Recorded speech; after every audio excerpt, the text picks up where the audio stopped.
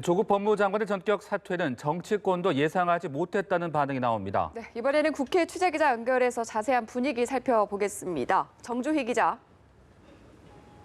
네, 갑작스러운 조 장관의 사퇴 발표에 정치권은 적잖이 당혹해하고 있습니다.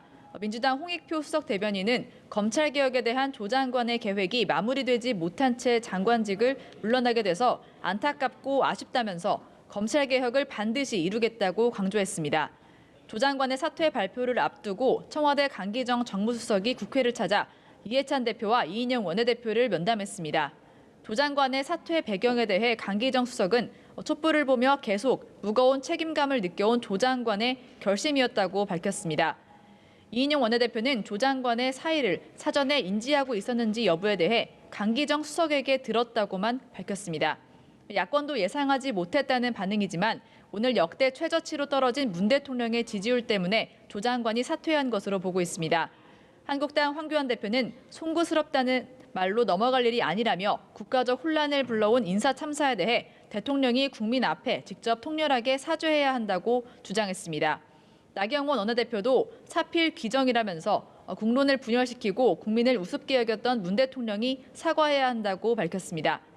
바른미래당 손학규 대표는 조 장관에게 제기된 의혹들에 대한 수사는 모두 법과 원칙에 따라 엄정하게 진행돼야 한다고 강조했고, 오신환 원내대표는 만시지탄이지만 국민을 위해, 검찰 개혁을 위해, 또 자기 자신을 위해 다행스러운 선택이라고 밝혔습니다.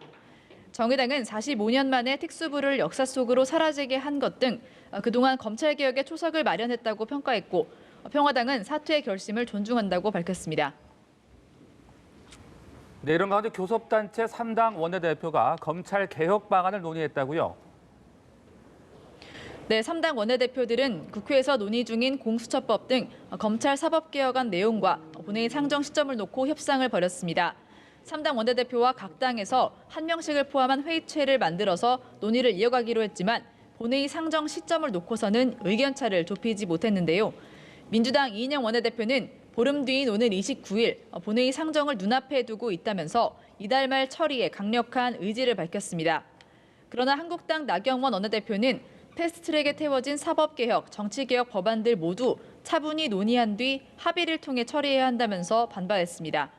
바른미래당 오신환 원내대표도 민주당이 합의를 어기고 검찰개혁 법안을 먼저 본회의에 상정한다면 국회만 난장판이 될 것이라고 경고했습니다.